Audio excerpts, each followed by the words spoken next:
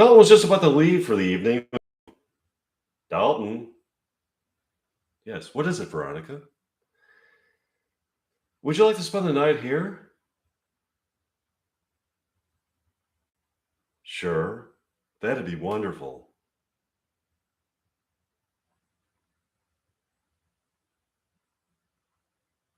Where can I sleep? With me in my bed. Seriously? Sure. Come with me. It's just around the corner at the end of the hallway. Mike and Veronica come to the end of the hallway where Veronica's bedroom is. This is a beautiful bedroom, Veronica. I notice you have a telescope.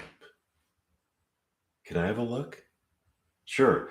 Take a look through it. Mike looks through the telescope and sees a beautiful array of planets and constellations on a warm evening in early June.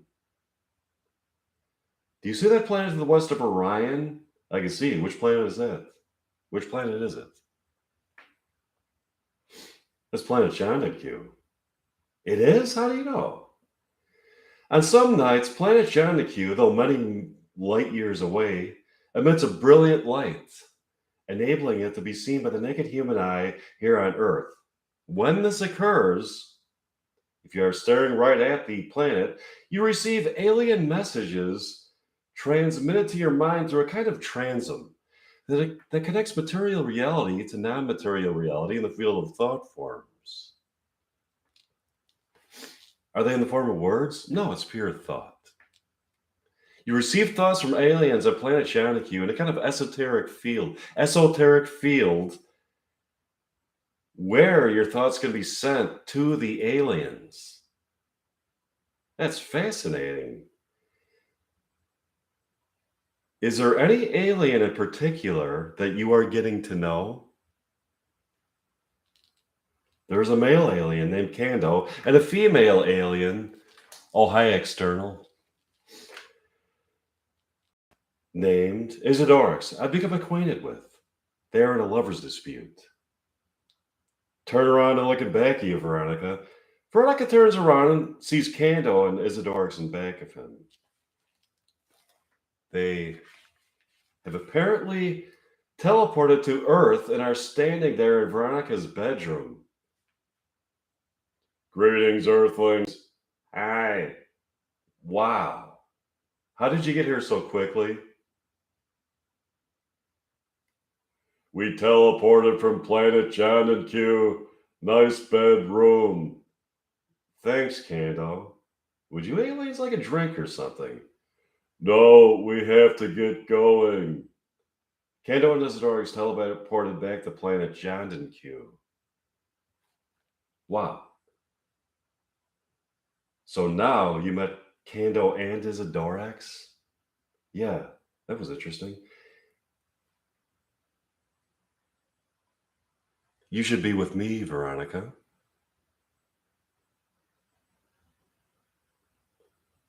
We'll talk about that later. Dalton and Veronica had a wonderful evening. Dalton sees Veronica in the parking lot after school. They start talking to each other. Meanwhile, in the Dreamlove Theater, Dalton and Veronica from Heathers 2 are talking to each other in the realm where parallel narrative takes place. Do you want to get some popcorn? Sure. Veronica and Dalton come back to the realm, from the realm where parallel narrative takes place, to go to the concession stand for popcorn. They started eating their popcorn and having a conversation. This is fascinating. We are watching our younger selves in a parallel narrative.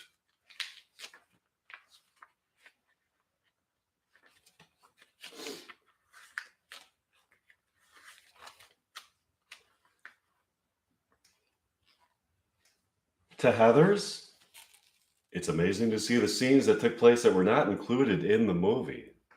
So it's parallel. It's a parallel narrative to Heathers. So like all the scenes that happen in parallel. So if you're watching a movie, let's say like if you're watching a movie like Heathers, and what you're watching in each scene in Heathers, it's what's taking place in the scenes that you're seeing that were filmed, but like in parallel, in tandem with the filming of those scenes and the execution of those scenes, there are parallel narratives happening like locally, and so like Heathers and the parallel narrative to Heathers would be a movie that depicted all the things that happened in parallel to those scenes. Like, for example, the scene um, where JD meets Veronica Sawyer in the Snappy Snack Shack, and you know, he's talking about turbo dogs and slushes to her. It'll be like the things that are happening in tandem, like maybe like a few blocks away from there in parallel. So it's like the parallel narrative. So you see where I'm going with that? Okay. Yeah, people who are fans of Heather should see the parallel narrative to get the whole story. Um, the real story of Heathers is really the original movie, along with the parallel narrative. Dalton and Veronica went back into the theater to watch the rest of Parallel Narrative. They come out of the Dreamhouse Theater to a beautiful moonlit evening. And we're greeting by Kando and Isidorex. It's nice to see you. Hi, it's nice to see you, Kando and Isidorex. Are you getting along? Our romance is blossoming. Can we come to your lake house? That's not very polite, Kando. You don't just invite yourself to my lake house. Why not? Because it's not proper etiquette.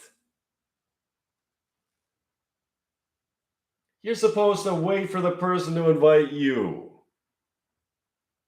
If they do invite you, then you graciously accept their invitation. We're coming to your lake house. What? You are not coming to my lake house. You have not been invited. We are coming to your lake house. Stay out of it, Isidorex. You and Kando are not coming to my lake house. Okay? Either Isidorex and I come to your lake house, or you're going to be teleported to Planet Jonacue. You can't teleport us to Planet Jonacue, Kando. Watch me. Kando and Isidorex got on their spaceship and traveled back to Planet Jonacue. You don't really think Kando can teleport us to Planet Jonacue, do you? Let's hope not. I don't want to go live with a bunch of aliens. Go to your lake house. Sure. Dalton and Veronica went back to Veronica's lake house. They went up for the evening. They got up the next morning and went for um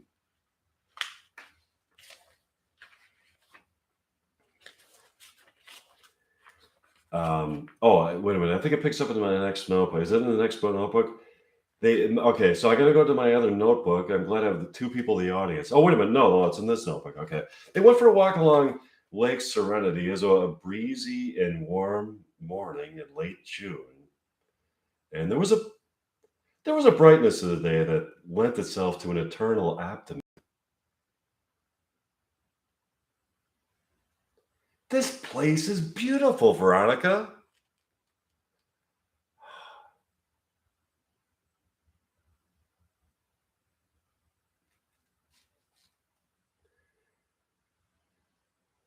I would really love to see you purchase your lake house.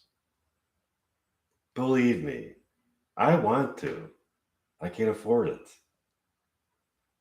If I moved in with you, you could afford it. That'd be nice. You have to be faithful to me if you want to keep me. I have been faithful to you, Veronica. I've had lustful thoughts about other women, but I didn't cheat on you. Commitment is predicated on total devotion to your lover in thoughts and actions. Sexual activity is an empty physical experience when it is not connected to true love. I agree wholeheartedly, Veronica. I know I joked around about it in the past, but I believe in commitment and sex as a beautiful expression of the consummation of love. That's the right thing to say. Think of the wonderful new memories we could form if I was to move in with you. A house is only an object, constructed out of wood and other materials, until it is illuminated by the souls of lovers so deeply in love that Their love is an essence of beauty that brings transcendence to the hearts and minds of human beings and tranquility to places. I agree. Do you want to go back to your lake house for lunch? Sure. Donald Veronic went back to the lake house to find JD leaning against his black Corvette with his arms crossed and a jealous look on his face. Good morning, you lovers. Fancy seeing you here. Fancy seeing us here. What the fuck are you doing here, JD? Nobody invited you to Veronica's lake house. I don't need an invitation. You see, my dad's construction company built this beautiful house. Veronica has been defaulting on rental payments. Unless she pays the rent, she's out of here. The rent is in the mail. Now get the fuck out of this place or I'll call the police. Why did you leave me for the science nerd, Veronica? He's not a nerd. He's a cool person who was a brilliant scientist. Whatever, Veronica. With that, JD looking extremely sad and dejected. Cruises off back home in his Corvette. Let's have some lunch. Sure. Dalton and Veronica talked into the afternoon and had a wonderful evening. Dalton and Veronica got up the next morning and walked to Lake Serenity. It was a cloudy, unseasonably cool morning for midsummer with an almost autumnal chill in the air. That JD has really turned out to be a bastard, hasn't he? Yeah, the situation is not good. I have this beautiful lake house that I can only keep if I make rental payments to that son of a bitch. Maybe you should look into another lake house or on some other lake.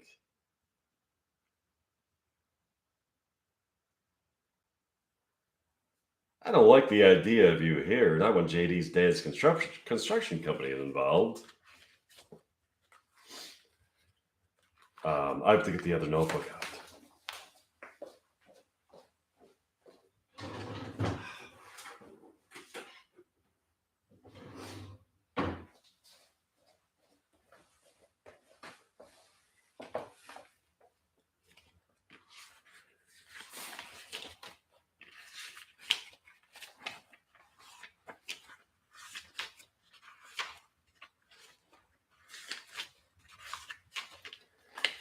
I agree with that. I don't like dealing with JD and his dad's construction company as a renter of this house, especially considering the fact that JD is bitter about me leaving him. It's like he has this pathetic jealousy whenever he sees me with you. What is it that keeps you here despite such unnerving circumstances?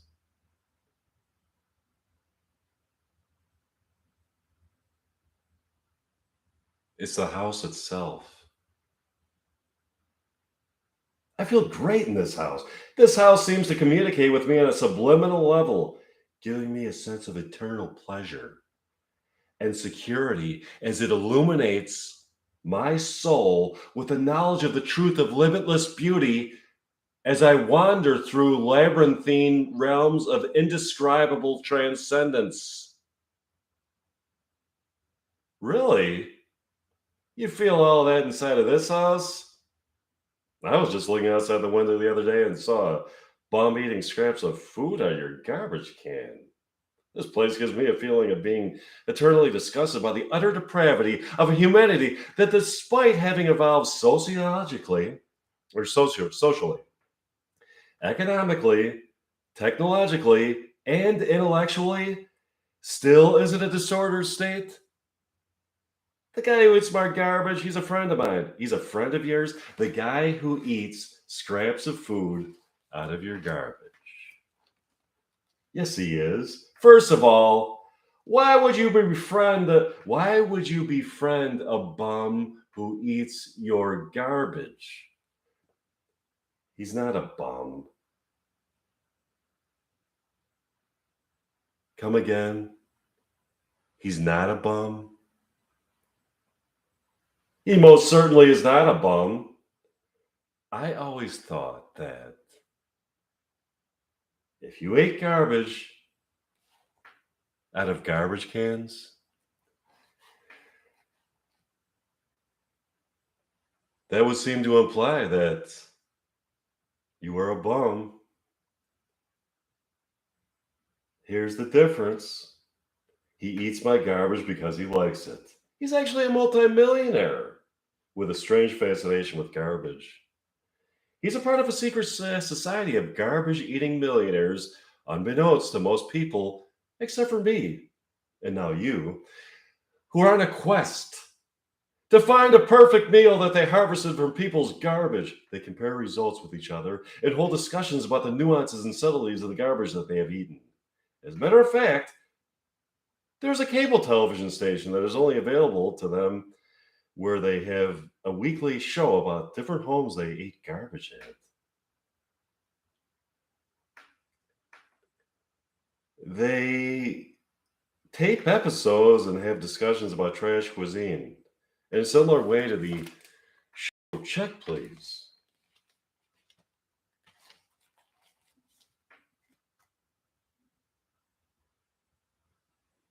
That's really bizarre.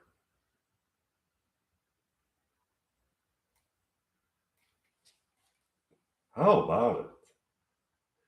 What's the guy's name who eats your garbage? I don't know. I was just kidding. I didn't know you saw somebody eating my garbage. Really? You saw somebody eating my garbage? Yes, I did, Veronica. I think you should move. Okay, so that was a bizarre incident that you happened to see. Assuming that is the exception and not the rule, I want to keep my lake house. I know it is a beautiful place. When I walk along the lake with you, my soul is transported to a plane of existence, whereupon I feel the numinous glow of my self awareness in a place of otherworldly pleasures that can only be felt by the union of souls, by the union of the souls of lovers who have found each other on this fleeting, temporal plane of existence in a society of people, many of whom inhabit mortal physical forms, animated by souls that are dead to the sublime and transcendent feelings of an alive soul. I feel that when I'm with you too. These pleasures that I feel are not strictly physical pleasures derived from a mortal physical form, but the transcendent pleasures of the soul that has found its soulmate and is enlightened by the awareness of the existence of higher levels of reality beyond this illusory plane of existence. Yeah, I agree. Awesome. Would you like to take a walk to the lake, by the lake? Sure. That'd be wonderful. Let's go. Dalton and Veronica took a walk along Lake Serenity. They went back to Veronica's lake house and proceeded to have a wonderful evening. Dalton and Veronica got up the next morning and took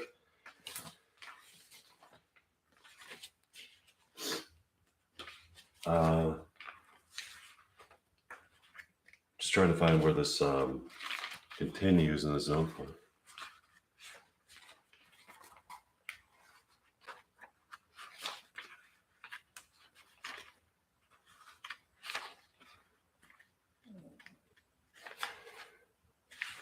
A walk to Lake Serenity. What a beautiful afternoon, isn't it? It is. The warm summer breeze massages my skin as I look upon the placid waters of Lake Serenity, finding meaning and significance in nature and love and destiny in the cosmos.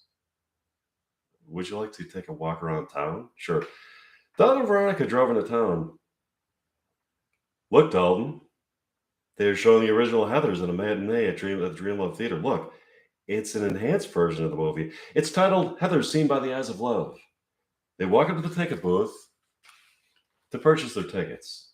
They find Mike Meyer in the ticket booth. That's correct. The movie is titled Heathers Seen by the Eyes of Love because it is a film containing not only the movie, but the movie being watched by me at home. On the movie screen, you see the movie itself and me, Mike Meyer, at home watching the movie on a rented video on my television. You see the expression on my face that conveys the emotions. You see the expressions on my face that convey the emotions that I felt during each scene of the movie. When you look into my eyes during a particular scene, my emotions and my notions relating to that scene can be gleaned by observation. The exact moment that I fell in love with Winona Ryder watching Heathers on video at home can be seen in my eyes. So you're not only seeing the movie, but you're watching me watching the movie and getting a sense of the emotions that the movie inspired in me, and how my love for Winona Ryder was brought to life by the movie. Give us 2 tickets for it. Sure. Donald and Veronica are sitting in the movie theater in a love embrace, watching Heather seen by the eyes of love. They can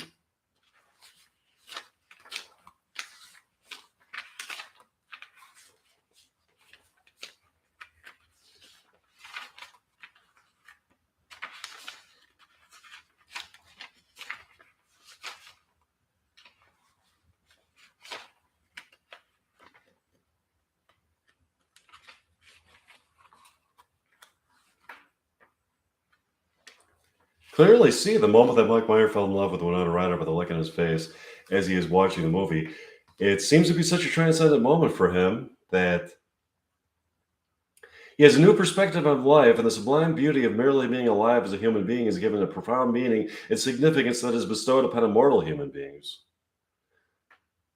They walk out of the movie theater in the beautiful moonlit evening. All of a sudden, as I am riding Heather's 2 at home in Park Ridge, Illinois, I look out the window and see Winona Ryder and a baby Porsche in front of my townhouse. She's looking at me through the window and starts honking. I run into the townhouse to greet her. Winona, is that you, Winona Ryder? It sure is. Winona Ryder in the flesh. This is amazing. I was just inside my townhouse, um, running a scene for Heather's 2 when I saw you outside in your car. By the way, that's exactly the car from my script for Heather's 2. That's the baby blue Porsche with brown leather interior, exactly as I imagined it for my story. I know. I've been driving around excuse me.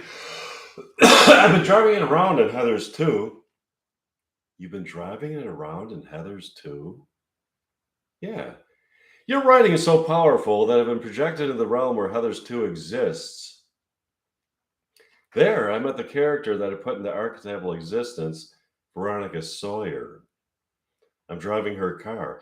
I drove it out of that realm into reality. Do you feel like going for a ride? Sure. But this is Veronica Sawyer's car. If she finds out I have it, she'll be angry. Why don't you just drive it for a while and then bring it back? Sure. Do you want to drive to Petaluma, California? The town where I grew up. Sure, let's go. Mike gets in the car and they go into Route 66 out to California. I love this car. The brown leather seating is so comfortable, and the sound system in the car is so good. I'm so excited to see your town where you grew up, Winona. Thanks. I've been wandering on the realm where Heather's 2 takes place. I like what you've been writing. I'm looking forward to seeing what comes next. Yeah, I've been writing the script for years. It's really a continuing saga of the film. I enjoy writing it so much, I don't want to bring it to a conclusion. If we make the film, we can edit a lot of it, keeping in the best parts and working them into a narrative. The parts that don't make it to the film can still exist as an extension to the movie. That's exactly what I was thinking. It's so nice to be cruising along Route 66 with you. I can't wait to show you the town where I grew up. I can't wait to see it. They continue to drive along Route 66, seeing many sights in mid-America, such as small towns and farms. They finally get to California. They take a long drive to Northern California to Petaluma. They're driving through Petaluma. This is such a charming town. The people look so pleasant. They are such nice. There are such nice looking stores in town and houses here. It was a great time to grow up in. I did have some problems with some of the other high schools, some of the other students' high schools, so I was homeschooled. I went on to the American Conservatory Theater, known as ACT, where I acquired a love of acting and met people of my kind who were also very artistic and loved acting. I've read all of that and much more. It infuriates me to hear that you were bullied at Petaluma High School. You were a beautiful goddess. I've gotten over it. Let's not talk about that now. I want to help you. I want to help you get back at them. Don't worry about it for now. All of a sudden, they see Veronica Sawyer from Heathers 2 walking along a sidewalk in Petaluma. Look, it's Veronica Sawyer from Heathers 2. I see her. Veronica Sawyer walks up to the car. Oh, there you are. I was wondering where her car was. I'm sorry, Veronica. I just wanted to borrow it to show Mike the town where I grew up in. Give it back, Winona. Can I have it for a few more days, Veronica? Mike and I are having so much fun with it. No, Winona, I want it back. I want my car back. Please, I want it for a few more days.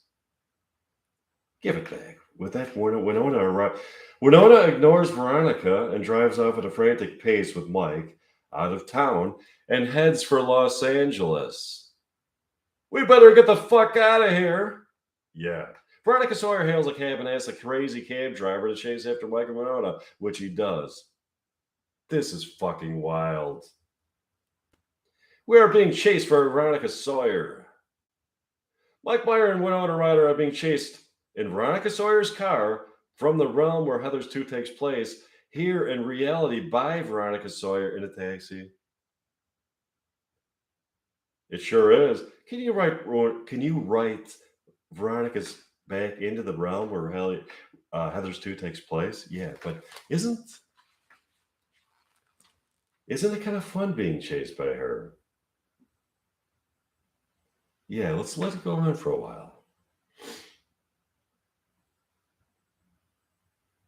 I think we ditched her. Oh, here we are in Los Angeles. Do you want to take a walk around and enjoy the town? Sure, they got out of the car and walked around. They had a wonderful evening.